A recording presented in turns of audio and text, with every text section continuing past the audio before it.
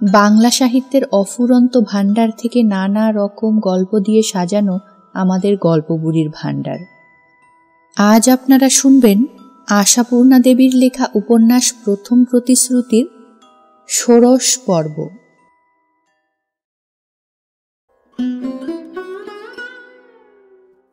সংসার শুদ্ধ সকলেই আশা করেছিল প্রস্তাবটা সারদার দিক থেকেই উঠবে, কারণ সত্যি কি আর এতটা বেআক্কেলে আর চক্ষু লজ্জাহীন হবে সে? কিন্তু আক্কেল সম্পর্কে নিতান্ত উদাসীন হয়েই অনেকগুলো দিন কাটিয়ে দিল সারদা। চক্ষু লজ্জার প্রকাশ দেখা গেল না। তাহলে চোখে আঙুল দিয়ে দেখানো ছাড়া তো উপায় নেই, কিন্তু সেই আঙুলটা বাড়ায় কে? যে মুখরা সারদা সুযোগ পেলে গুরুজনকেও রেয়াত করে কথা কয় না, ঘোমটার মধ্যে থেকেই এমন কুটুস কামড়টি দেয় তাতে কামরাহতের সর্বাঙ্গে জ্বালা ধরে যায়। কাজেই আড়ালে আবডালে সমালোচনা উদ্দাম হয়ে ওঠে। বস্তুত এখনকার অবস্থা এই, সারদা যখনই যে কাজে এক জায়গা থেকে আরেক জায়গায় গিয়ে পড়ে, দেখে দু তিনটি মুখ একত্র হয়ে গুঞ্জরণ করছে। সারদা গিয়ে পড়তেই ঝপ করে গুঞ্জরণটা থেমে যায় এবং মুখগুলি বিভক্ত হয়ে গিয়ে সহসা যা হোক একটা কাজের কথা নিয়ে শোরগোল শুরু করে দেয়। সারদা কি বোঝে না কি কথা হচ্ছিল ওদের? বোঝে বই কি, বুঝে মাথা থেকে পা অবধি রি রি করে জ্বলে ওঠে তার। তবু বুঝতে না পারার ভানটাই চালিয়ে যায় সে। চালায় এই জন্যে জানে বুঝতে পেরেছি বলার সঙ্গে সঙ্গেই সমস্ত ব্যাপারটা নিবারণ হয়ে যাবে। যেটুকু চক্ষু লজ্জার আড়ালে আবডালে রেখে ঢেকে বলেছে ওরা, সেটুকু ঘুচে গিয়ে প্রকাশ্য আক্রমণের পথে নেমে আসবে। কাজেই ওই মুখোমুখিটা যতক্ষণ এড়ানো যায়। তাছাড়া এমনিতেই সারদা বিশেষ আত্মস্থ। গায়ে পড়ে কিছু বলতে যাওয়া বা জবাব দিতে যাওয়া ওর স্বভাবই নয়। কিন্তু ওরাই এবার গায়ে পড়ে বলতে আসার সংকল্প গ্রহণ করেছেন। সারদার নিজের শাশুড়ি আর পিস শাশুড়ি শশীতারা। এই পিস শাশুড়িটিকে জীবনে এই প্রথম দেখল সারদা, কারণ প্রায় বছর 30 পরে তিনি পিত্রালয়ে এসেছেন। এতদিনের বিরতির কারণ অবশ্য বৈবাহিক কলহ। তা দুই বৈবাহিকের একজন তো বহুদিন গত হয়েছেন, কুঞ্জ রামকালী আর শশীতারার বাবা জয়কালী। অপরটি অর্থাৎ শশীতারার শ্বশুর নাকি এতদিন বেঁচে থেকে পুত্রবধূর পিত্রালয়ের পথের কাঁটাটি দৃঢ়মূল রেখেছিলেন। সম্প্রতি তার শ্রাদ্ধ চুকেছে। শশীতারা এত বছর পরে পিত্রালয়ে এসেছেন, এখন কিছুদিন থাকবেন। এসে দিন দুই লেগেছে তার সংসারের হালচাল বুঝতে। তারপর কার্যক্ষেত্রে নেমেছেন। সংসারে নিজের ভাই কুঞ্জর প্রতিপত্তিহীন অবস্থা ও শতাত ভাই রামকালীর বোলবোলাও দাপটটা তার বুকে শেল বিঁধেছে এবং রাসুর প্রথম পক্ষর নির্লজ্জতায় গালে হাত দিতে বাধ্য হয়েছেন তিনি। অবাক হয়ে বলেছেন, হ্যাঁ গা, ও বুড়িমাগি গায়ের জোরে বর আগলে বসে থাকবে আর সমত্ত যুবতী বউটা শাশুড়ির ঘরে শুয়ে ঘরের আড়া গুনবে? এই তোমরা চলতে দিচ্ছ? বলি, ছেলেটার কথাও তো ভাবতে হবে। তার টাটকাটি রইল থামাচাপা দেওয়া আর শুকনো বাসিটায় মন সন্তোষ করে থাকার জুলুম। এতখানি বয়সে এমন কথা শুনিনি, দেখিনি। সারদার শাশুড়ি সুদীর্ঘকালের অদেখা ননদটিকে পরম আত্মীয়ের অধিকার দিয়ে বিগলিত স্বরে বলেন, দেখো ঠাকুরজি দেখো, যত থাকবে ততই বুঝবে। একে তো তোমার দাদার ওই মিনমিনে স্বভাবের জন্য আমি চিরদিন বড় হয়েও ছোট, হাঁড়ি হেসেল ছাড়া আর কিছু দেখলাম না। তার ওপর বউটি হয়েছেন জাহাবাজ। এমনিতে দেখবে ওকে কারুর সাথে পাচে নেই, কিন্তু অহংকারে মটমট। কারুর মতে চলাতে যাও দিকি, চলবে না। আর এমন রাশভারী প্রীতি কি, ডেকে একটা কথা বলতে সাহস হয় না। তোমাদের হয় না, আমার হবে। এই নিঘিন্নেপনার বিহিত আমি করে ছাড়ব। শশীতারা দৃঢ় রায় দেন। বিহিত করতে ভাজকে নিয়ে এজলাসে এসে আসামিকে তলব করলেন শশীতারা। সারদা এলো। ঘাড় হেঁট করে বসে ঘোমটার মধ্যে থেকেই মৃদু অথচ স্পষ্ট স্বরে বলল, কি বলছো? শশী তারা নড়ে চড়ে বসে হাত পাখা নাড়তে নাড়তে বললেন, বলছি একটা ন্যায্য কথা, মনে কিছু করো না। আক্কেল যাদের শরীরে নেই তাদের আক্কেল করাতে হলে চোখে আঙুল দেওয়া ভিন্ন তো গতিও নেই, তাই দেব। তাতে চোখে যদি তোমার জ্বালা ধরে আমায় কিন্তু দুশো না বাছা। সারদার কণ্ঠ থেকে একটু হাসির আওয়াজ পাওয়া গেল। তোমাদের দুষব? এত আস্পর্ধা আমার পিসিমা? আস্পর্ধা? না, আস্পর্ধা তোমার দেখি না বটে, কিন্তু আক্কেলটুকুও তো তিলমাত্র দেখি না বাছা। নতুন বৌমার দিকটা তো একবার ভাবছো না? পরক্ষণে শশী তারা আর তার ভাজকে অবাক করে দিয়ে সারদার মৃদু কণ্ঠের স্পষ্ট স্বর ধ্বনিত হয়, আমি না ভাবলাম, তোমরা এতজনে তো ভাবছ। এতজনে ভাবছি? আমরা এতজনে ভাবছি? তুমি যে অবাক করলে বড় বৌমা। আমরা ভেবে তার কি উপকারটা করতে পারবো শুনি? তুমি এদিকে আত্মঘাতী হবার ভয় দেখিয়ে স্বামীকে শাসিয়ে রেখেছ, ভয়ে কাটা হয়ে আছে সে। আমরা কি করব? এই তো সেদিনকে রাত্রিরে ছোড়াকে হাত ধরে হিঁচড়ে টেনে এনে বললাম, রাসু তুই এদিকে আয়, ঘরের তো অভাব নেই বাড়িতে, এ ঘরে নবাবী পালঙ্ক না থাক, স্বামী পেলে নতুন বউয়ের এখন আমতক্তায় রাজতক্ত। তা আনতে কি পারলাম? ভয়ে সিটিয়ে হাত ছাড়িয়ে পালিয়ে গেল। বলে কি, তাহলে তোমাদের বড় বউ আত্মঘাতী হবে। হ্যাঁ গা, বাপ তো তোমার শুনলাম ভালো মানুষ, তোমার এ কি ছোট লোকামি? শশী তারার কথা শেষ হওয়ার সঙ্গে সঙ্গে ঘরের মধ্যে যেন একটা তীব্র বিদ্যুৎ ঝলসে ওঠে। বিদ্যুৎটা আর কিছুই নয়, সারদার চোখের আগুন। হঠাৎ মুখ তুলতে গিয়ে মাথার ঘোমটাটা খসে গিয়েছিল সারদার। ঘোমটাটা আবার একটু তুলে মুখ প্রায় অনাবৃত রেখেই সারদা বলে, 10 চক্রে ভগবান ভূত হয় পিসিমা, তার মানুষ কোন ছাড়। পাকে চক্রে ভদ্রলোকের মেয়ে ছোট লোক হয়ে উঠবে, এতে আর আশ্চর্য কি? একে মুখ খোলা, তাতে এই বাক্যি। সারদার শাশুড়ি বোধ করি নিজের মর্যাদা সম্পর্কে এবার সচেতন না হয়ে পারেন না, তাই নথ পরা মুখ ঘুরিয়ে বলে ওঠেন, মুখের ঘোমটা খুলে শাশুড়িদের সঙ্গে ঝগড়া করছো তুমি বৌমা? বুকের পাটা তোমার এত কিসের? জানো জন্মেশোদ বাপের বাড়ি বিদেয় করে দিতে পারি তোমায়। এজলাসটা বোধ করি সারদার ধারণার জগৎ ছিল, আর সওয়ালের জন্য প্রস্তুত ছিল সে। তাই তীক্ষ্ণ একটু হাসির সঙ্গে বলে, জন্মেশোদ যদি যেতেই হয় তো বাপের বাড়ি যাব কেন? জমের বাড়ি তো কেউ কেড়ে নেয়নি। শশী তারা এবার চাকা নথ ঘুরিয়ে ঝংকার দিয়ে ওঠেন, জমের বাড়ির ভয় দেখিয়ে আমাদের জব্দ করতে পারবে না বৌমা। আমরা রাসু নই। বলি, ওই যে একটা বড় ঘরের মেয়ে এসেছে, যার বাপ ঘর বসতে দব্বিতে বাড়ি ভরিয়ে দিয়েছে, তার দাবি দেওয়াটা মানবে না তুমি? আর ওই রূপের কান্তি টাটকা পদ্মফুল স্বামীকে তুমি এর ভোগ থেকে বঞ্চিত করছো, এতে যে তোমার নরকেও ঠাঁই হবে না। হঠাৎ হেসে উঠে সারদা দিব্যি স্পষ্ট গলায় বলে, ভালোই তো পিসিমা, নরকে ঠাঁই না হলে স্বর্গে যাব। দুটো বই তো আর 10টা জায়গা নেই। দুটো গিন্নিকে হতবাক করে দিয়ে উঠে দাঁড়ায় সারদা। তালের বড়া খেতে চেয়েছে ছোট ঠাকুরপো, তালগুলো মেরে রাখি গে। অর্থাৎ তোমাদের কাঠগড়া থেকে ফসকে পালাচ্ছি এবার। শশী তারা বোঝেন, যেমন ভেবেছিলেন ঠিক তেমনটি নয়। ধিক্কার দিয়ে বিচলিত করে কার্যসিদ্ধি করা যাবে না। অন্য চাল চালেন তিনি। বলেন, সভ্যতা ভব্যতার পাঠশালায় দেখছি একেবারেই পড়নি তুমি বড় বৌমা। গুরুজনের সামনে থেকে অনুমতি না নিয়ে উঠতে আমি আমার শ্বশুরবাড়ির দিকের কোনো ঝি বউকে কখনো দেখিনি। আমরা নিজেরাও গুরুজন ডেকে একটা কথা শুধলে ঘাড় নেড়ে হ্যাঁ হুঁ করে উত্তর দিয়েছি, উঠে যেতে না বললে ঘাড় বুজে বসে থেকেছি। সারদাকে এতেও অপ্রতিভ করা যায় না। সে তেমনি মৃদু হাসির সঙ্গে বলে, বসবার অবকাশ থাকলে তো বসে থাকাও একটা সুখ পিসিমা। কথার পিঠে কথা দেওয়াটাই তোমার রোগ দেখছি। হাবা গঙ্গা সাউরি পেয়েছ, তাই এমন দুরবস্থা হয়েছে। যাক বলি শোনো, আপোষ মীমাংসার কথাই কইছি।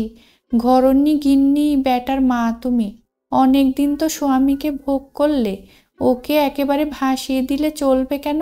ওরও আগুন সাক্ষী বিয়ে। আমি বলি কি, একটা পালা ঠিক করো। মনে মনে হাসেন শশীতারা। একবার যদি রাসুকে নতুনের নেশা ধরিয়ে দেওয়া যায়, তারপর দেখা যাবে তোমার কত আদর থাকে, দেখা যাবে কোথায় থাকে তোমার ওই তেজ। ওই বউয়ের আস্বাদ পেলে তুমি গলায় দড়ি দিলে কি জলে ডুবলেও কিছু এসে যাবে না রাসুর। পালার বুদ্ধিটা মাথায় আসার জন্যে নিজেকে নিজে তারিফ করেন শশীতারা, কিন্তু সারদা সে তারিফ বেশিক্ষণ বজায় থাকতে দেয় না। তীক্ষ্ণ কণ্ঠে বলে, তোমাদের অনুমতি না নিয়েই যাচ্ছি পিসিমা, এসব নিচু কথা শুনতে মাথা কাটা যাচ্ছে। হ্যাঁ হ্যাঁ, কি বললি? আমরা নিচু কথা কইছি? ছোট লোকের বেটি, হা ঘরের মেয়ে, বলতে জি বাড়িয়ে গেল না? খুব উঁচু কথাটা তুমি কইছ বটে। একলা খাবো, একলা পরবো, একলা ভোগ করব, এই তো মহত্বের কথা। পালা করাটা নিচু কথা হলো? বলি, তাতে তো দুদিকই রক্ষে হয়। সারদার বোধ করি কি একটা কঠিন কথা মুখে আসে, কিন্তু সেটা কষ্টে দমন করে বলে, দুদিকই রক্ষের দরকার নেই, একদিকই রক্ষে করো তোমরা। এরপর আর দাঁড়ানো চলে না, মান সম্মান বজায় রাখা শক্ত হবে। সারদার নিজের চোখই তাকে অপদস্থ করে ছাড়বে। দুটো গিন্নিকে পাথর করে দিয়ে যায় সারদা। এই চরম অপমানের মুহূর্তে ভুবনেশ্বরীকে মনে পড়ে তার। সারদার ভাগ্যটাই মন্দ, নইলে অমন একটা স্নেহের আশ্রয় হারায় সে। ভুবনেশ্বরীর কি এখন মরবার বয়স? হ্যাঁ, সারদা নির্লজ্জ, সারদা বেহায়া, সারদা স্বার্থপর, কিন্তু পরার্থপরতায় উদার হবার ভাগ্য সে পেল কবে? ভাগ্য যে তাকে বঞ্চনাই করেছে, আর সে বঞ্চনা এসেছে তার গুরুজনদের হাত থেকেই। গুরুজনদের প্রতি শ্রদ্ধা সম্মান তার আসবে কোথা থেকে? বিষ পাত্রের বিনিময়ে কে অমৃত পাত্রের উপহার নিয়ে হাত বাড়ায়? শশীতারা গালে হাত দিয়ে অভয়াকে উদ্দেশ্য করে বলেন, মান্যে বড় গুরুজন তুমি বউ, তোমার পায়ের ধুলো নেবারই কথা। তবু বলি, তোমার পায়ের ধুলোয় গড়াগড়ি দিতে ইচ্ছে করছে। এই কাল কেউটে নিয়ে ঘর করছো তুমি? অদৃষ্ট ঠাকুরজি। আসল কথা, অদৃষ্টটা তার নিজের কাছে ধরা পড়েছে এই সম্প্রতি, ননদিনীর দিব্য দৃষ্টির প্রভাবে। এবং এ যাবৎ যত বোকামি করে এসেছেন, সুদে আসলে সেটা উসুল করে নিতে ইচ্ছে হচ্ছে তার। ওই কালনাগিনীর দিক থেকে রাসুর মন একবার ঘুরিয়ে দিতে পারি, এমন ওষুধ আমার জানা আছে বউ। অব্যর্থ তুক। রাসু তোমার ছটফটিয়ে নতুন বউর পায়ে এসে পড়বে, বড় বউকে জন্মের বিষ দেখবে। সত্যি ঠাকুরজি, তেমন ওষুধ তোমার জানা আছে? জানা না থাকলে আর তোমার নন্দাইকে অমন কেনা গোলাম করে রেখেছি? বয়সকালে কি কম দুর্দান্ত ছিল নাকি? সম্পর্ক অসম্পর্ক মানত না, রূপসী মেয়ে মানুষ দেখলেই উন্মাদ হয়ে উঠত। এক বাগদি বুড়ি শেখালো আমায় সেই তুক। তারপর থেকে এমন ন্যালাখ্যাপা হয়ে গেল যে আমি বই আর কিছু জানে না। আমি উঠতে বললে ওঠে, বসতে বললে বসে, খেতে বললে খায়, ঘুমোতে বললে ঘুমোয়, আমার মুখের দিকে ফেলফেলিয়ে তাকিয়ে থাকে। আমি বলি থাক, ওই আমার ভালো। নাই বা রোজগার করলো, নাই বা হট্টগোল করে বেড়ালো, ভাতের তো অভাব নেই ঘরে, আমার আঁচলটিতে তো বাধা রইল জন্মের শোধ। কোনো শেকড় বাকড় নাকি? রাসুর কোনো ক্ষতি হবে না তো? শোনো কথা, সে কাজ আমি করব, এই আর কিছুটি নয়, শুধু একজনের থেকে মন ঘুরে আর একজনের ওপর পড়া। তাহলে বলি শোনো, তোমার কপালক্রমে এই পরশুই অমাবস্যা আসছে। একেবারে দুপুর রাতে নতুন বৌমা যদি এলো চুলে বিবস্ত্র হয়ে একটা কলা গাছের গোড়ায় এক ঠোকায় একটি ছুঁচ বিঁধে দিয়ে আসতে পারে, তাহলে। কথা শেষ হয় না শশীতারার। সারদার ছেলে দৌড়ে এসে বলে, তোমরা শিগগির চলে এসো, মেজ ঠাকুরদা অজ্ঞান হয়ে গেছে। মেজ ঠাকুরদা? মানে রামকালী, যিনি জ্ঞানের পারাবার, রামকালী অজ্ঞান হয়ে গেছেন? এ কি অদ্ভুত ভাষা! সকলেই দৌড়ায়। তবে কি রামকালীও ভুবনেশ্বরীর মতো বিনা নোটিশে? ব্যাপারটা এত জানাজানি হলো ভিতর বাড়িতে পড়ে গিয়ে। বার বাড়িতে পড়লে অন্তত মেয়ে মহলের দল এভাবে ধারে কাছে গিয়ে হা হুতাশ করতে পারত না। যাদের স্পর্শের অধিকার আছে তারা মুখে মাথায় জল ঢেলে গঙ্গা বইয়ে দিল। বাড়িতে যত হাত পাখা এনে জড়ো করল। এ শুধু দুর্ভাবনাই নয়, এক প্রকার রোমাঞ্চ। যে মানুষটার মুখের দিকে কেউ কোনোদিন স্পষ্ট করে তাকিয়ে দেখবার সাহস পায়নি, সে মানুষটা অসহায়ভাবে চোখ মুদে পড়ে আছে। তাকিয়ে দেখতে পাওয়া যাচ্ছে কেমন তার নাক মুখ, করুণা করা যাচ্ছে তাকে জল দিয়ে বাতাস দিয়ে। এটা প্রায় সুখের পর্যায়েই পড়ে। সারদাও একখানা হাত পাখা নিয়ে এসেছিল, আর দূর থেকে বাতাস করছিল এবং ভাবছিল, আশ্চর্য, এতদিন ঘর করছি, মানুষটা দেখতে কেমন তা তো কোনোদিন দেখিনি। একেই কি বলে তপ্ত কাঞ্চন বর্ণাভাং। ভয়ঙ্কর একটা আবেগের আলোড়নে চোখে ছলাৎ করে জল এসে যায় সারদার। এ হেন স্বামীকে ফেলে চলে যেতে হয়েছে মেজখুড়ির, আর তাই বুঝি সজ্ঞেও তিষ্ঠতে পারছেন না, আকর্ষণ করে টেনে নিয়ে যেতে চাইছেন নিজের কাছে। মনের মতো স্বামী এমনই জিনিস। তারপর চোখ মুছে ভাবল, মেজখুড়ো আমাদের মায়া কাটিয়ে চললেন। কিন্তু আপাতত দেখা গেল সারদার আশঙ্কা অমূলক।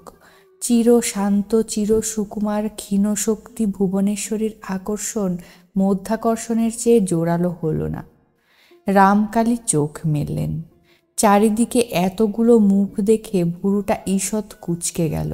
আবার চোখ বুজলেন, আর অনেকক্ষণ পরে বললেন, আমাকে বাইরে চণ্ডীমণ্ডপে বিছানা করে দাও।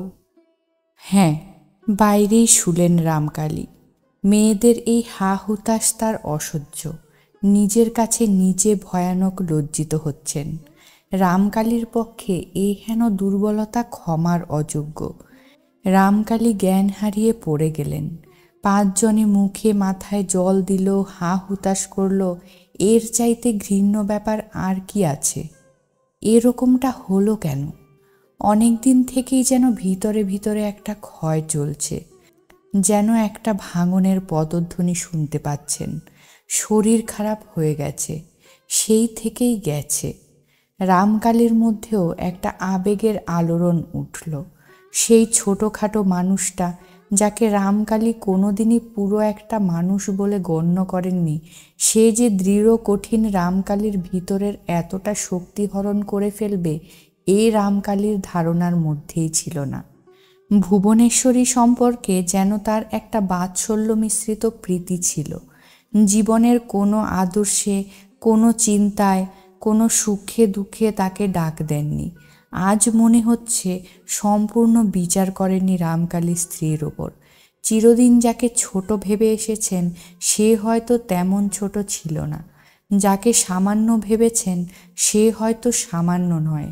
রামকালী যদি তাকে স্নেহের সঙ্গে কিছু শ্রদ্ধাও দিয়ে হৃদয়ের সহধর্মিণী করে তুলতে পারতেন, হয়তো সারাটা জীবন এতখানি নিঃসঙ্গ হয়ে থাকতেন না। মৃত্যুর মহিমায় ভুবনেশ্বরী যেন বড় হয়ে উঠেছে। বিছানায় শুয়ে শুয়েই সংকল্প করলেন রামকালী, শীঘ্রই তীর্থযাত্রা করবেন। বায়ু পরিবর্তনের প্রয়োজন হয়েছে। বায়ু পরিবর্তন ভিন্ন ভাঙন ধরা স্বাস্থ্যের ক্ষয়পূরণ সম্ভব নয়। তীর্থযাত্রার সংকল্প ঘোষণা করলেন রামকালী। 2-3 দিন রামকালী সম্পর্কে উদ্বেগ নিয়েই দিন গেছে সকলের। রাসু বার বাড়িতে চণ্ডীমণ্ডপেই রাত কাটিয়েছে কাকার নিষেধ সত্ত্বেও, চুপি চুপি তার অলক্ষ্যে। আজ আবার স্বাভাবিকত্ব এলো সংসারে। যদিও রামকালীর তীর্থযাত্রার সংকল্পে ভয় ভাবনা আতঙ্ক দেখা দিল, তবু সেটা তো আজই নয়। তীর্থযাত্রায় অনেক তোড়জোড়। রাসুকে আজ শশীতারা আবার ডেকে পাঠালেন। বললেন, দেখ, পুরুষের চামড়া যদি গায়ে থাকে তো বউয়ের নাকে কান্নায় ভিজিস নে। আত্মঘাতী অমনি হলেই হলো, আজ তুই ইদিককার ঘরে শুবি। 3-3টে রাত বাইরের ঘরে কাটিয়ে রাসুরও মন চঞ্চল। এ প্রস্তাবে আরও চঞ্চল হয়ে ওঠে, অথচ সায় দেবার উপায় নেই। এ যেন পেটে খিদে, সামনে সুখাদ্য, অথচ মুখ বাঁধা। তাছাড়া রাসু সারদা নয় যে এসব কথার পিঠে কথা কইবে। লজ্জায় ঘাড় হেট করে থাকে সে। শশী তারা বোঝেন মৌনং সম্মতি লক্ষণম। হৃষ্টচিত্তে বলেন, তোকে কিছু ভাবতে হবে না, শুধু তুই খাওয়ার পর আমার ঘরে এসে বসবি। পিসি ভাইপোয় গল্প করবার ছুতোয় বাতটা একটু ঘোর করে দেব। তারপর আহা, নতুন বউটার মনের দিকে একটু তাকাবি না তুই? ভাববি না তার কথা? রাসুর চোখে জল এসে পড়ে। সে তাড়াতাড়ি সরে যায়। নতুন বউয়ের কথা ভাবছে না সে? অহরহই তো ভাবছে। কিন্তু যাকে নিয়ে এত দুর্ভাবনা শশীতারার, সে কোথায়? পাটমহলের লক্ষ্মীকান্ত বাড়ুজ্যের নাতনি পটলি? সে যেন একটা অদ্ভুত ভয়ে কাঠ হয়ে আছে। এতদিন অবশ্য সে চিনে ফেলেছে কে তার সতীন। সতীনকে যে এতটাই ভীতিকর মনে হয় তা বুঝি ধারণা ছিল না তার। সারদার মুখের দিকে কোনো দিনই ভালো করে তাকাতে পারে না সে। কথা বলা তো দূরের কথা, অথচ সারদা হরদমই তার সঙ্গে কথা বলে। সংসারের সবাইকে খেতে দেওয়ার ভার যে সারদার হাতে, অগত্যাই পটলিকেও তার হাতে পড়তে হয়েছে। তার শাশুড়ি 2-4 দিন নিজের একতারে রাখবার চেষ্টা করে অক্ষমতাবশতই হাল ছেড়ে দিয়েছেন। সারদা ফি হাত ডাকে, নতুন বউ খাবে এসো। নতুন বউ এখন মুড়ি খাবে? নতুন বউ তুমি মাছের পেটি ভালোবাসো না দাগা? নতুন বউ তুমি ছেঁচা আমের আচার খাও না? নতুন বউ, নতুন বউ আচারের তেল দিয়ে কদবেল মেখে খেয়েছো কোনো দিন? খাবে তো বলো, মাখি। নতুন বউ যে কার নতুন বউ সে কথা যেন জানে না সারদা। কুটুম্বের মেয়ে এসেছে, তাকে আদর যত্ন করছে ভারপ্রাপ্ত কর্মচারী। আজও ফুলুরি আর তিলপিটুলি বেগুন ভাজা করে এক বাটি হাতে নিয়ে ডাকতে এসেছিল সারদা নতুন বউকে। খাবে গরম গরম? পটলি মাথা নেড়ে বলল, না। সারদা একটু আশ্চর্য হলো, কারণ নতুন বউ কোনোদিন কিছুতেই না করে না। করে না বলে মনে মনে বরং একটু কৌতুকই অনুভব করে সারদা। ভাবে ভালো করে খাইয়ে দাইয়ে ঠান্ডা করে রাখা যাবে ওকে। পটলি যে ভয়েই না করতে পারে না সেটা বোঝে না সারদা, হয়তো বোঝার কথাও নয়। আজ না শুনে বলে, কেন গো, খাবে না কেন? খিদে নেই? পটলি মাথা আরও নিচু করে মাথাটা আর একবার নাড়ে। সারদা একটু চুপ করে থেকে মুচকি হেসে বলে, কেন কেন বলো তো নতুন বউ? তোমার তো কখনো অগ্নিমান্দ দেখিনে। এরপর নতুন বউয়ের দিক থেকে কোনো সাড়া আসে না, শুধু তার ঘাড়টা আরও নুয়ে পড়ে। সারদা চলে যেতে উদ্যত হয়ে বলে, তবে নয় 2টো তিলের নাড়ু পাঠিয়ে দিগে, জল খেয়ে নাও। হঠাৎ এবার নতুন বউ বলে ওঠে, তুমি আমায় এত যত্ন করো কেন? সারদা বোধ করি এ প্রশ্নের জন্য আদৌ প্রস্তুত ছিল না, তাই হঠাৎ একটু থতমত খেয়ে যায়। তবে সে মুহূর্তের জন্য। পরক্ষণেই তীক্ষ্ণ একটু হেসে বলে, করব না কেন? যত্ন করবারই তো সম্পর্ক গো। এতক্ষণ ঘাড় নিচু ছিল, এবার বোধ করি অজ্ঞাতসারেই মুখটা তুলে ফেলে পটলি, আর দীর্ঘ পল্লবাচ্ছন্ন 2টি চোখের কোল বেয়ে 2 ফোঁটা জল গড়িয়ে পড়ে তার। সে চোখের দৃষ্টিতে ফুটে ওঠে একটা অসহায় ভর্ৎসনা। সে দৃষ্টি সারদার ওপর নিবদ্ধ রেখেই বলে, তামাশা করছো? মুখরা সারদা সহসাই যেন মুখ হয়ে যায়। ওই 2 ফোঁটা চোখের জলের দিকে তাকাতে পারে না। আর ভগবান জানেন কোন এক অদ্ভুত হৃদয় রহস্যে সারদার নিজের চোখ দুটো জলে ভরে ওঠে।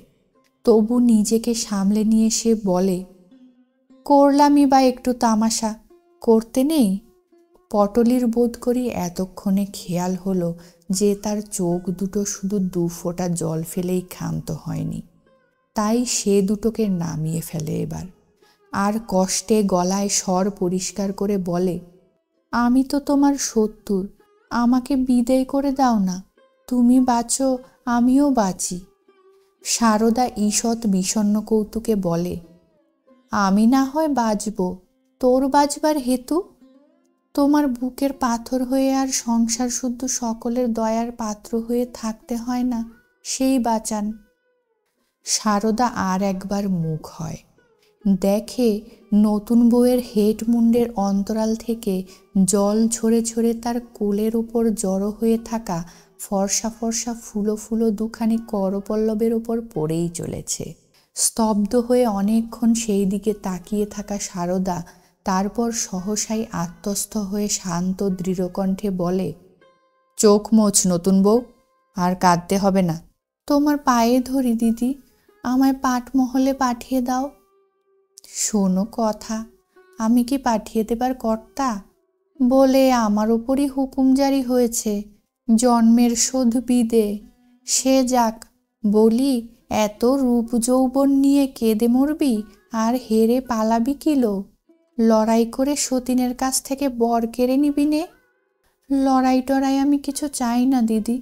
লড়াই চাস না? কি মুশকিল, তবে তো খয়রাত করতে হয়। তুই দেখছি আমার সব মজা মাটি করে দিলি। লড়াই করতে বসলে জোরের পরীক্ষে হয়, দান খয়রাত করতে গেলে যে বেবাক সবটাই তুলে দেওয়া ছাড়া গতি থাকে না। আমার কিছু চাই না দিদি, ব্যাকুল আবেগে উচ্চারণ করে নতুন বউ। সারদা হাসে, কিচ্ছু চাস না? বড় চাস না? না, কিন্তু জগতের কি নিয়ম জানিস? না চাইলে সব জিনিস মেলে, চাইতে বসলেই হাতছাড়া। ইস, কথা কইতে কইতে এমন খাসা তিলপিটুলি বেগুন ভাজাগুলো নেতিয়ে গেল। খা, খেয়ে ফেল, মন ভালো হবে। মেজ ঠাকুরদা, মেজ ঠাকুরদা, মেজ ঠাকুরদা। রামকালী একখানা সরু খাতার ওপর ঝুঁকে পড়ে আসন্ন তীর্থযাত্রার হিসেবের খরসা করছিলেন। হঠাৎ রাসুর ছোট ছেলের এই ডাকে চমকে স্নেহকোমল স্বরে বললেন, কি দাদা? মা বলছে মা তোমার কাছে ভিক্ষে চাইবে। এ আবার কি অভূতপূর্ব কথা! রামকালী বিমূঢ় দৃষ্টিতে তাকিয়ে দেখেন। দরজার ওপাশে রাসুর বউয়ের উপস্থিতি টের পান। প্রায় বিচলিত স্বরে বলেন, কি বলছো দাদা? বুঝতে পারলাম না তো। এবার মাধ্যমের ভূমিকা গুরুত্ব হারায়। মাধ্যমকে মাধ্যম মাত্র করে সারদা মৃদুকণ্ঠে বলে, খোকন, বলো, মা বলছে কখনো তো কিছু চায়নি মা, বাড়ির বড় বউ একটা ভিক্ষে চাইছে। রামকালী ধারণা করেন এ আর কিছু নয়, রাসুর দ্বিতীয় পক্ষ ঘটিত নাটক। নির্ঘাত স্বপত্নী অসহিষ্ণু এই মেয়েটি সতীনকে তার পিত্রালয়ে পাঠানোর প্রস্তাব করতে এসেছে। বিরূপ চিত্তে গম্ভীর হাস্যে বলেন, ভিক্ষেটা কি সেটা না জানলে তো সাদা কাগজে দস্তখত করা যায় না বড় বৌমা। দেবার ক্ষমতা যদি আমার না থাকে। খোকা, বলো, আপনি ইচ্ছে করলেই হয়। রামকালী যদিও রাসুর বউয়ের এই অসম সাহসিকতায় স্তম্ভিত হন, তবু ঈষৎ চমৎকৃতও হন। হঠাৎ একটা অতি অসমসাহসী মেয়ের কথা মনে পড়ে গিয়ে মনটা শিথিল হয়ে যায়। বলেন, মাকে বলো দাদা ভাই, ইচ্ছে করবার মতো হলে অবশ্যই করব। খোকা, বলো, আপনি তীর্থে যাচ্ছেন, আমার মাকে সঙ্গে নিন। এ আবার কি কথা! এ যে রামকালীর ধারণার অগোচর, স্বপ্নের অগোচর। এই কথা বলতে এসেছে রাসুর বউ? মেয়েটা পাগল নাকি? তবে নাকি নিতান্তই হাস্যকর অলীক কথা।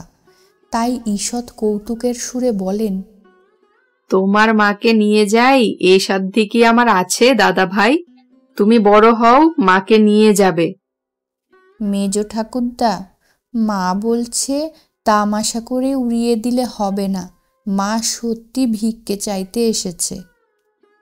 রামকালী এবার মাধ্যমকে গ্রাহ্য করেন না, বলেন, বড় বৌমা, তোমার প্রার্থনাটা যে বড় অসম্ভব। আমি পুরুষ মানুষ, কোথায় উঠব, কোথায় থাকব, কিভাবে ঘুরব? মেজ ঠাকুরদা, মা বলছে মা কষ্ট করতে হারবে না। তোমার রান্না করা, বাসন মাজা, এর জন্যেও তো একটা লোক চাই। মা সব করে দেবে। দাদা ভাই, তোমার মা ছেলে মানুষ, সবটা বুঝতে পারছেন না। সম্ভব হলে আমাকে দুবার বলতে হতো না। তোমার মাকে বলো, বাড়ির বড় বউ বলে আমার কাছে একটা আবদার করলেন, রাখতে পারছি না, এটা আমারও কষ্ট। আমি তার বদলে তার নামে খাসে 20 বিঘে ধান জমি লেখাপড়া করে দেব। তার আদায় থেকে উনি যা খুশি করতে পারবেন। আর তুমি যখন বড় হবে। খোকা, বলো বাবা, বিষয় সম্পত্তিতে মার কোনো দরকার নেই। খাসে 20 বিঘে ধান জমি, এতেও একটু প্রলোভিত হলো না মেয়েটা? আশ্চর্য তো। সত্যি বলতে কি, এ সংকল্প রামকালীর সহসা আজকের নয়। কিছুদিন থেকেই ভাবছিলেন তিনি এ ধরনের একটা কিছু করবেন।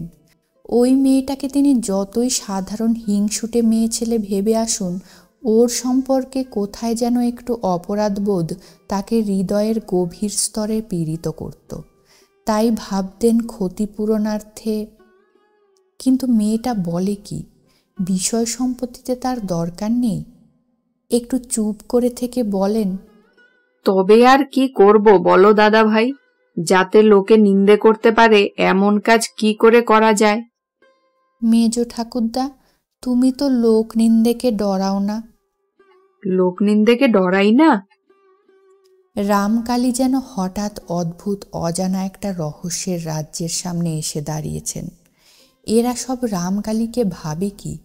রামকালী সম্পর্কে, রামকালীর অপরিচিত যে একটা জগৎ আছে, তাদের ধারণাটা কি?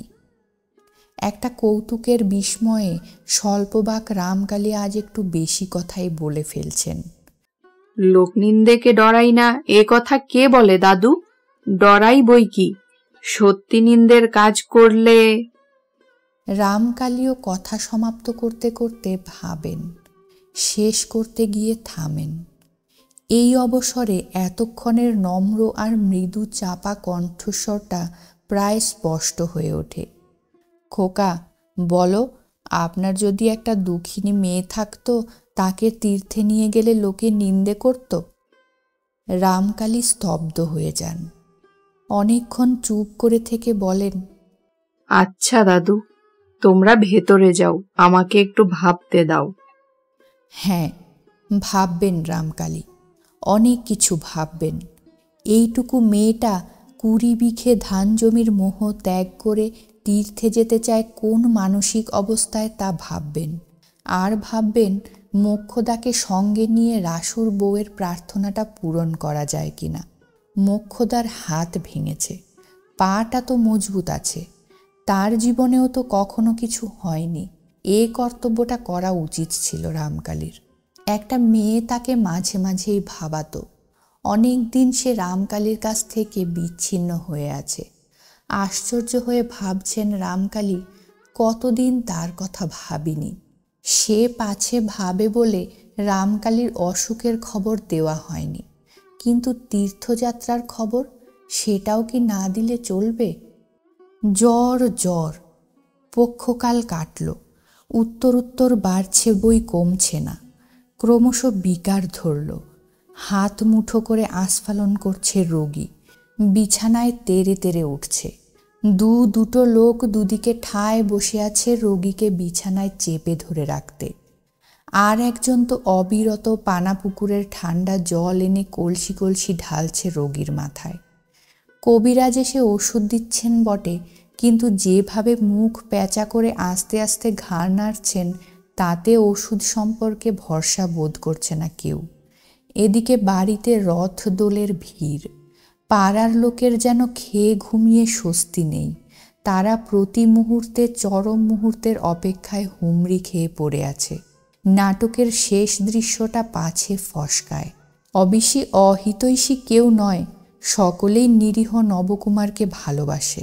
তেমন তেমন কেউ ওর নামে পুজো মানত করেছে। গা শীতল হবার আবদার নিয়ে গঙ্গা জলের ঘড়ার মধ্যে 5 কড়া কড়ি ফেলে রেখেছে, আর ওলাইচণ্ডীতলা থেকে নিত্য মায়ের চরণামৃত এনে যোগান দিচ্ছে। বারুজ্জে গিন্নির ওই সবেধন নীলমণিটুকুর প্রাণের জন্য উদ্বেগ উৎকণ্ঠার আর অন্ত নেই লোকের। তবু আশা যখন ছাড়তেই হচ্ছে, বিশেষ নাট্য মুহূর্তটিকে ছাড়বে কেন? অতএব নিজের নিজের সংসারের রান্না খাওয়া সংক্ষিপ্ত করে এ বাড়ির হাজরেটা বজায় রাখছে সবাই। তাছাড়া প্রায় প্রত্যেকেই তো একজন অভিজ্ঞ চিকিৎসক।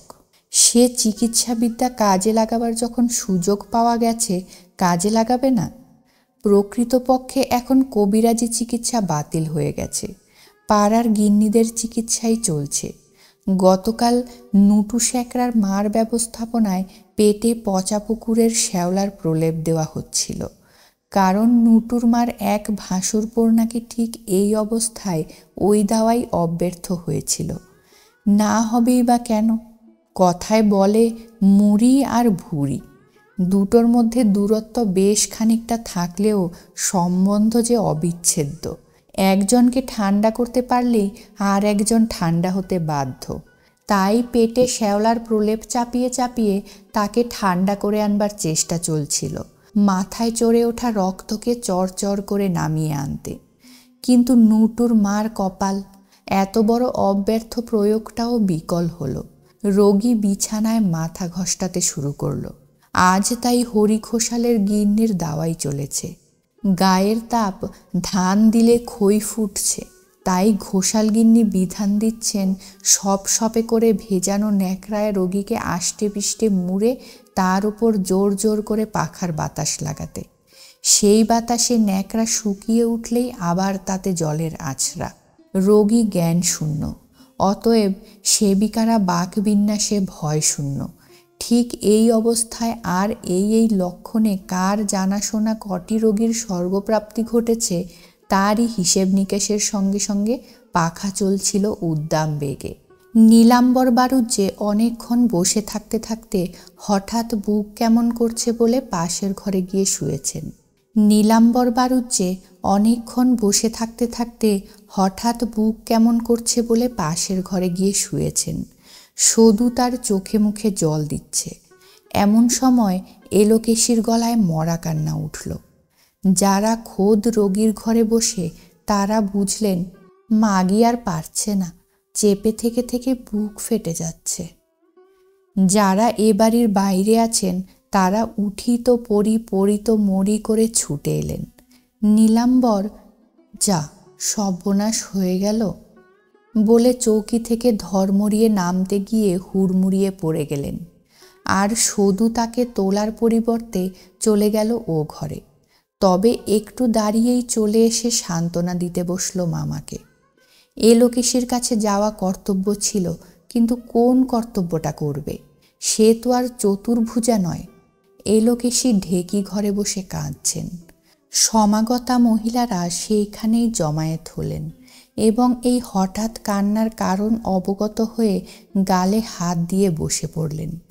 কয়েকজন এই কথাও বললেন, পায়ের ধুলো দাও নবুর মা, তোমার একটু পায়ের ধুলো দাও, মাথা ঠেকাই, যদি তাতে তোমার মতন সহ্য শক্তি জন্মায়। ওই তজ্জাল বউ নিয়ে এই অবধি ঘর করছো তুমি। জনৈকা আক্ষেপ করে বলেন, আহা হা, আমি ভাবছিলাম আজ ভর সন্ধে তোমার বউকে নিয়ে চণ্ডীতলায় গিয়ে মায়ের পায়ে তার শাঁখা সিঁদুর জমা দিয়ে এওত বাঁধা রাখার মানুতি করে আনবো। তোমার তো মাথা ঠিক নেই, 5 জনে না দেখলে চলবে কেন? কিন্তু যে বউ তোমার, বলতে তো ভরসা হচ্ছে না। বলো না দিদি, বলো না। আমি বলিনি ভেবেছ?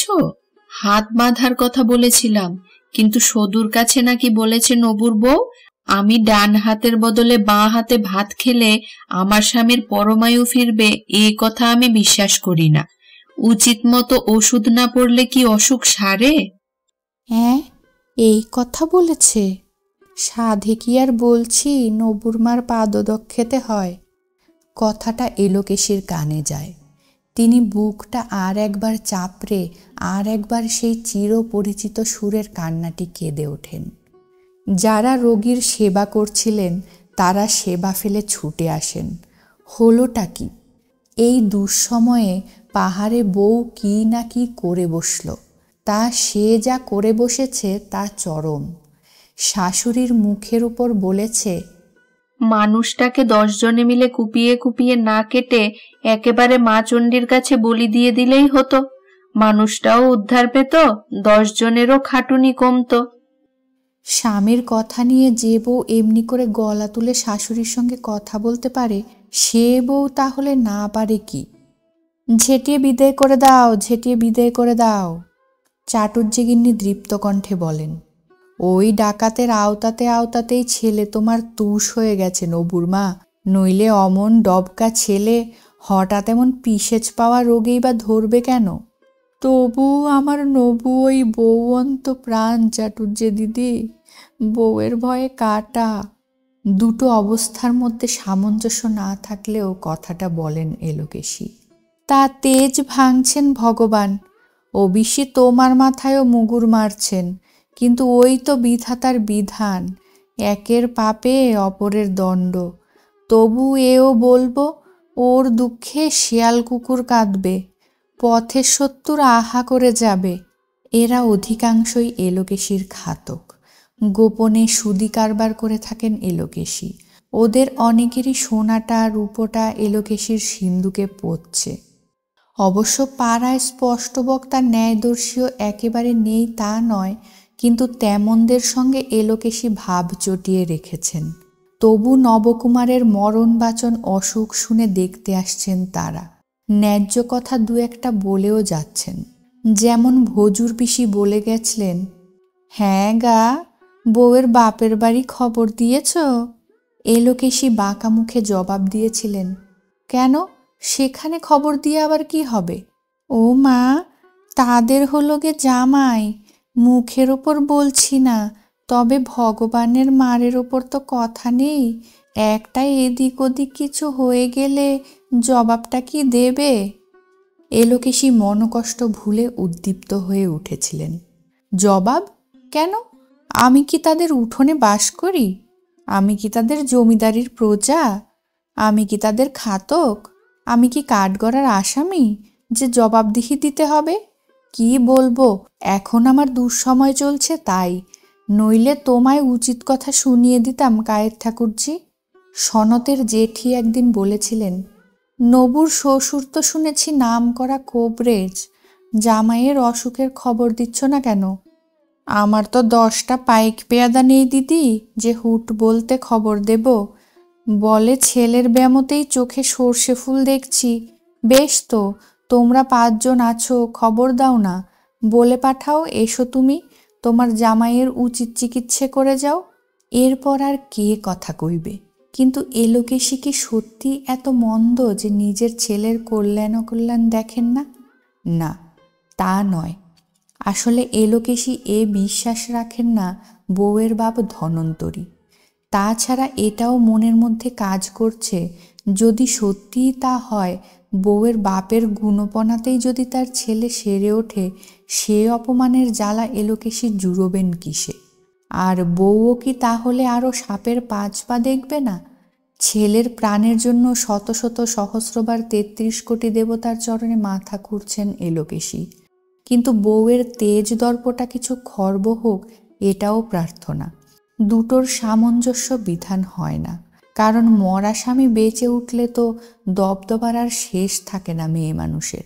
তেমন হলে বড় কেউ মায়ের পুণ্যবলের কথা তোলে না, তোলে পরিবারের এওতের জোরের কথা। আবার সেই বেঁচে ওঠাটাই যদি বউয়ের নিজের বাপের গৌরবে হয়, উফ, রক্ষে করো, নবু তার নিজের বাপের পুণ্যে তরবে, নিত্য 108 তুলসী দেওয়া কি ব্যর্থ হবে? হায়, এলোকেশীর ছেলের 100 বছর পরমায়ু হয়ে যদি বউয়ের হাড়ির হাল হওয়া সম্ভব হতো, তা হবার উপায় নেই। এলোকেশীর প্রাণের পুতুলি যে বউয়ের অহংকারের মাটি। কিন্তু সত্য এ নাটকের কোন অঙ্কে? সে কি একবারও স্বামী সেবার পুণ্য অর্জন করে না? না, সে পুণ্য অর্জনের সৌভাগ্য তার হয় না। কারণ গুরুজনদের সামনে গিয়ে তো আর সে বরের গায়ে পায়ে হাত বুলোতে বসবে না, ঘরে ঢুকবেই বা কোন লজ্জায়। রাত্রে সে তো শ্বশুর শাশুড়ি দুজন ছেলেকে বুক দিয়ে আগলে পড়ে থাকেন, আর সদু তাদের খিদমতগারি করে। সেখানে সত্যকে, তাছাড়া তার কোলে বাচ্চা ছেলে 6 মাসও হয়নি, আর তার গলাতেই সংসার। স্বামী সেবার একটি অংশ তার ভাগে আছে, সেটা হচ্ছে ঔষধের অনুপান প্রস্তুত। বহুবিধ জিনিস নিয়ে ছেঁচা, বাটা, গুঁড়ানো, সেদ্ধ করা ইত্যাদিতে অনেকটা সময় ব্যয় হয় তার। কোবরে যাবার ঔষধে ফল হচ্ছে না দেখে অবিরতই অনুপানের ত্রুটি আবিষ্কার করছেন। তেজি সত্য এসব সময় শুকনো চোখে ঠায় খাড়া থাকে। শুধু রান্নাঘরের কোণে যখন একা মুখ নিচু করে কাজ করে, আর রাত্রে যখন ছেলে দুটো ঘুমিয়ে পড়ে, তখন বাঁধমুক্ত করে অশ্রুর সাগরকে। নবকুমার যদি সত্যিই না বাঁচে, তোলপাড় হয়ে ওঠে আকাশ পাতাল পৃথিবী। যে মানুষটা সত্যর মনের জগতে একটা অবোধ অজ্ঞান নাবালকের দরে গণ্য ছিল, সে যে তার এত বড় আশ্রয়, এ কথা কখন টের পেল সত্য? যখন সে মানুষটা যেতে বসেছে। সত্য কেন তাকে কেবল বকেই এসেছে? কেন শুধুই ভালোবাসেনি? কেন কেবল হেসে কথা বলেনি? ঠাকুর, ওকে এবারের মতো বাঁচিয়ে দাও। সত্য ওকে শুধু ভালোবাসবে। ও বোকামি করুক, ভীরুতা করুক, ছেলে মানুষই করুক, কোনো দোষ ধরবে না সত্য। কিন্তু ও কি বাঁচবে? মাকে অবহেলা করেছিল সত্য, মা বাঁচেননি। আর স্বামীকে অবহেলা করে পার পাবে? তখন না হয় বুদ্ধি ছিল না, মা কি বস্তু বোধ জন্মায়নি। কিন্তু এখন কি জবাব আছে?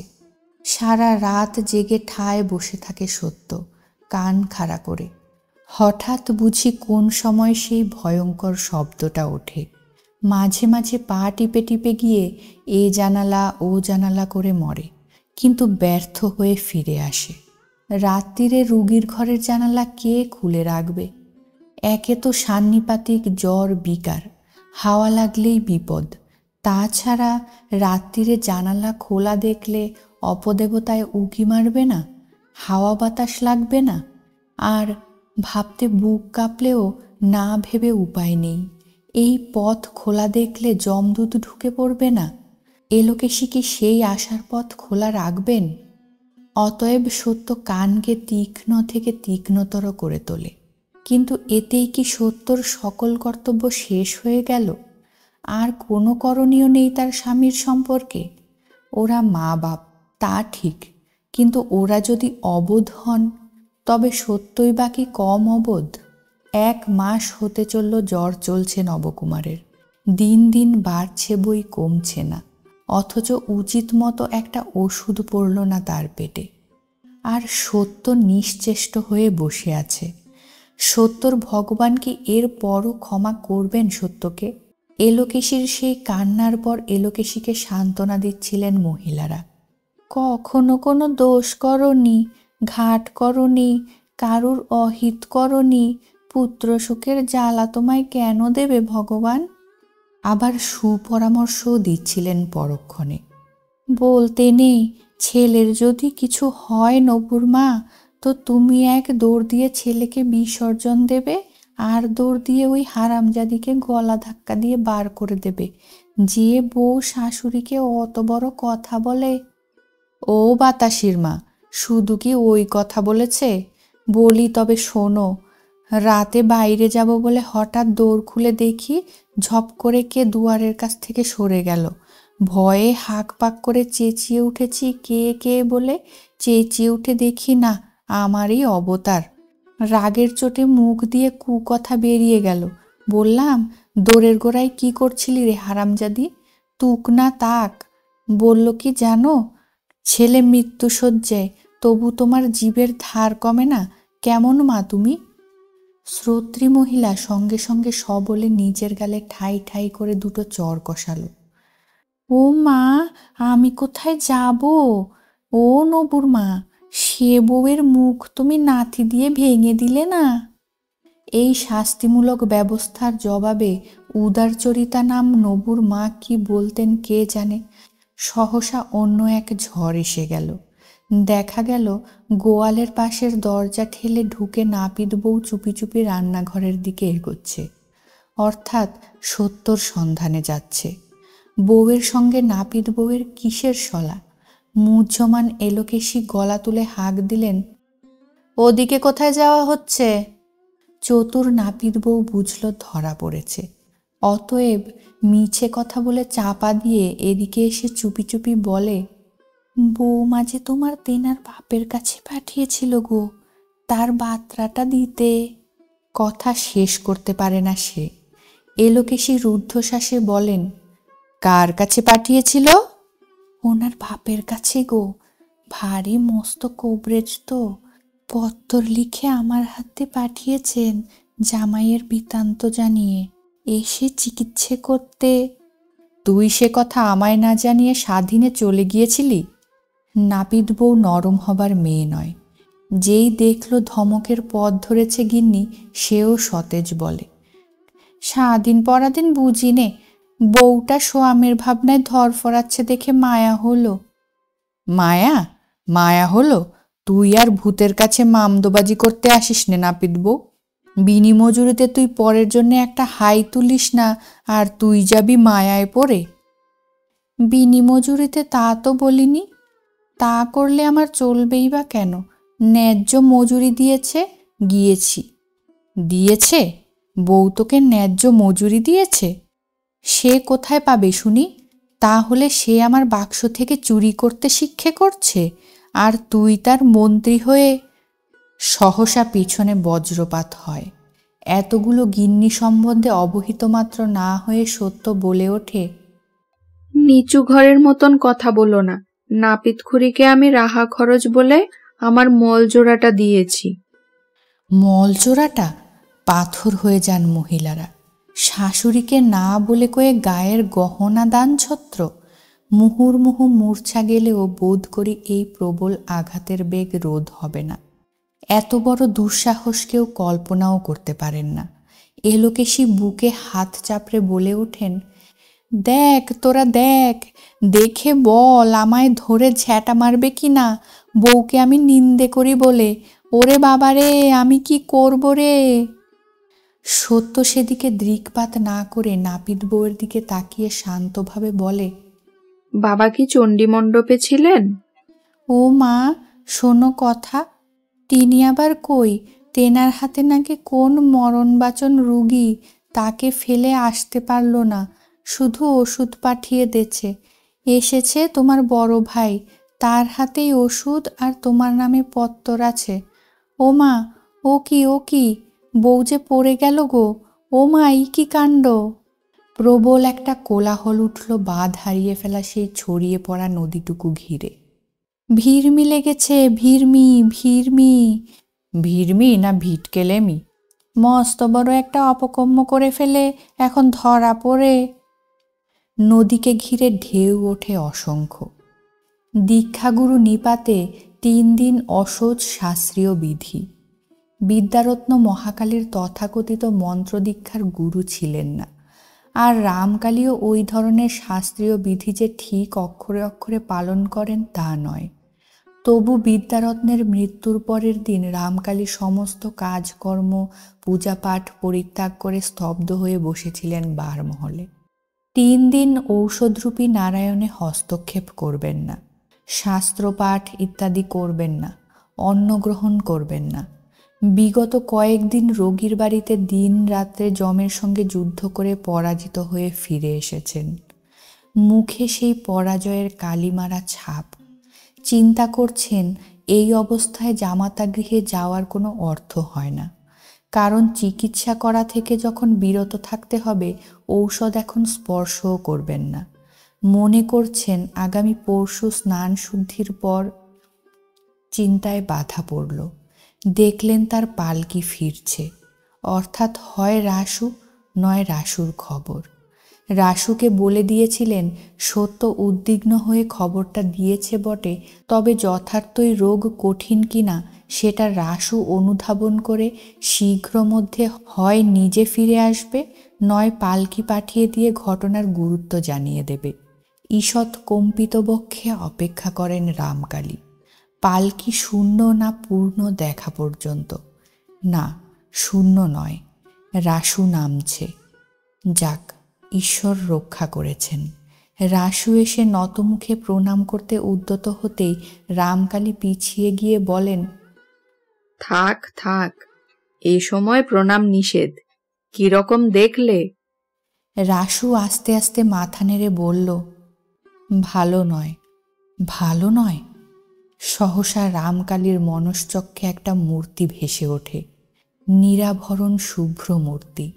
শিউরে ওঠেন রামকালী, নিস্তেজ স্বরে বলেন, ঔষধটায় ফল হলো না?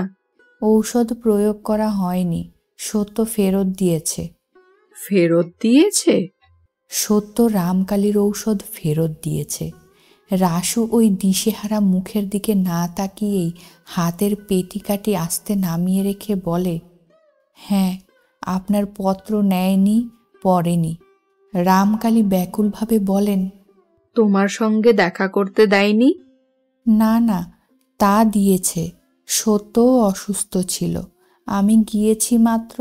ঠিক সেই সময়ই হঠাৎ অচৈতন্য হয়ে পড়েছিল নাকি, পরে সুস্থ হয়ে আমার সঙ্গে দেখা করে বলল, বাবার যখন আসা সম্ভব হলো না, চিঠি থাক বর্দা, ও আর পড়ে কি করব। আর ওষুধও তুমি ফিরিয়ে নিয়ে যাও। আমার অদৃষ্টে যা আছে তাই হবে। যদি সতী মায়ের কন্যে হই, সেই পুণ্যেই আমার শাঁখা লোহা বজ্জর হয়ে থাকবে। জীবনে বোধ করি এই প্রথম রামকালী হতবাক হয়ে তাকিয়ে থাকেন, কথা খুঁজে পান না। এরপর কি আর স্নান শুদ্ধ হয়ে যাত্রা করবেন রামকালী, সত্যর কথা, অবোধের কথা ভেবে? তা সেই অবোধ সত্য তো তাহলে এ কথাও বলে বসতে পারে, আবার তুমি এলে কেন বাবা? তোমার ওষুধ যখন খাওয়াচ্ছি না।